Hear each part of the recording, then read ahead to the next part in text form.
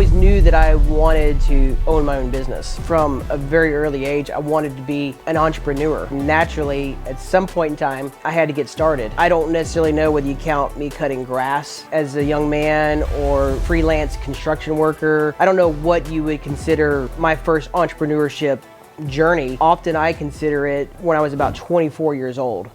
And that's when I decided to start Lawrence Construction. Was very qualified. I knew how to build houses. I knew how to build and fix and manage just about anything when it came to residential construction. So I felt I had the desire and I had the know-how and I wanted to be an entrepreneur, and so why not? I thought I was going to set the world on fire. I was going to be the next household name of residential home builders in Middle Tennessee in a very short period of time. And the only true statement about that was that in a short period of time, how long it took for the results to happen, is that I was financially defunct and basically lost everything that I had in about 24 months. I wouldn't give up that experience for anything. One, I practiced the action of doing something scary and doing something where you don't necessarily know what the results are going to be. And so I think you have to have that as an entrepreneur. You have to be willing to take massive amount of risk, almost naively, to accomplishing that. And so there's a saying that says that the heaviest weight in the gym is the handle to the front door. It's not all the pump and iron while you're in there, it's actually getting through the front door. And so I think for an entrepreneur, I think the first step is honestly taking that first step away from security, away from a job that pays you a weekly paycheck or gives you a guaranteed 40 hours a week. You're stepping into a place where you have to make your own results happen. I started building houses. And I started, doing small, converting basements, unfinished basements into finished spaces or unfinished attics. And I even took on building, buying a lot and building a house. And then I took some financial partners and built about 4 or 5 houses. And my timing was horrible because, 2007, the market crashed and I got caught with my pants down and lost just about everything. But I was doomed to failure because at my core, I was administratively a disaster. If you had gone and looked at my truck, you would have seen a truck just piled full of tools, no organization. If you'd gone to my desk, you would realize that I didn't have a desk. I joke about that because people would give me checks and I would just stick it in my pocket or stick it in my glove box. I was just flying and reacting and flying by the seat of my pants. Yeah, I knew how to build houses. Yeah, I know how to do this stuff, but I didn't have the administrative skills necessary that it would take to run a business. And so ultimately, I didn't know my numbers. I didn't know what my profit margin was. I didn't know what things were costing me. I couldn't give you any real financial data. The only financial data I could give you was after I called my bank every morning to figure out what my bank balance is, how much money I could spend that day. That was the only financial metric I could give. It took me a while after I went defunct to realize that good business starts with understanding your numbers and being administratively strong. Working hard isn't enough. Being smart isn't enough. Being fearless isn't enough. Having all those skills, it's not going to get you. You're going to have to actually build some necessary skill sets that it takes to run a business effectively. And I actually had to be okay with the fact to realize I've got a lot to learn.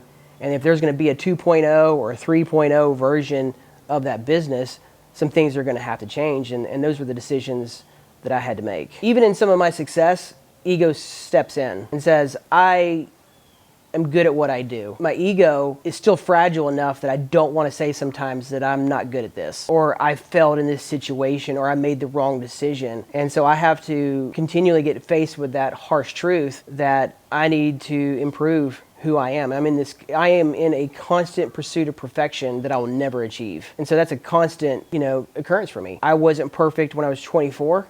But I was in pursuit of it, understanding that I'll never arrive. And that's the same place that I am today at 45 that I was when I'm 24. I'm better equipped today than I was back then. But I also realize that 15 years from now, I'm going to look back and say, man, what an idiot. If you could go back and talk to your 24-year-old self who started that business, what are 2 pieces of advice you would give him? Looking back on my first failed business, 2 pieces of advice that I would have given is I shouldn't have gone alone. I should have had a partner day one, and a partner that would have been carrying some of the traits that I could learn from that I didn't have. That really would have helped me mitigate some of the mistakes that I made. If I had brought in somebody, would have been a back office person.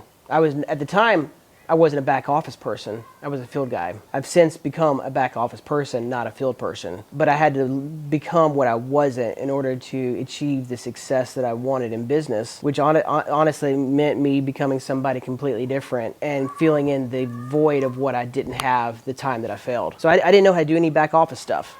And if I had partnered with somebody that had been strong in back office, I might have had a chance to succeed and learn from them and adapt. But I didn't do that. At the same time, like, it's that pain and loss and failure that ultimately was my greatest teacher. But if you're my kids, that's what I would tell them to do. The second thing that I would tell somebody to do, when I failed, I didn't go bankrupt, but I basically lost everything and I needed to get financially secure again. So I took another job, a temporary job, to get my savings back up, pay off some debt that I didn't file for bankruptcy for. I was in another job for 5 years. I probably only should have done it for a year, and I should have gotten right back out. And so I lost some time because I got caught in that trap of, I had a high-paying job that was very secure, that had massive benefits. And it was around that time I got married and had my first 2 kids. And so it got a little bit more scary to do something when I have all these other obligations. And the longer you go in a business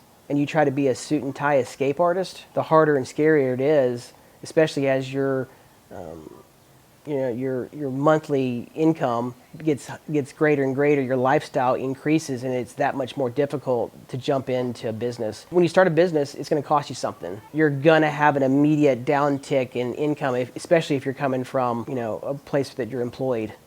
And you're going to spend more hours working than what you do as an employee. You're going to make less money. You're going to have more stress. Like, it's going to cost you a lot of stuff. And so you're better off doing that when you don't have much to lose and you don't have much of a lifestyle that you're trying to support, and you don't have just tons of dependents looking at you for your time and guidance on top of your employees and your business. Partner with somebody that has skill sets that you don't have, that you could benefit from. And if you fail, get right back up and do it again as fast as you possibly can. Otherwise, you risk never doing it again. And chances are your first business will be some sort of failure.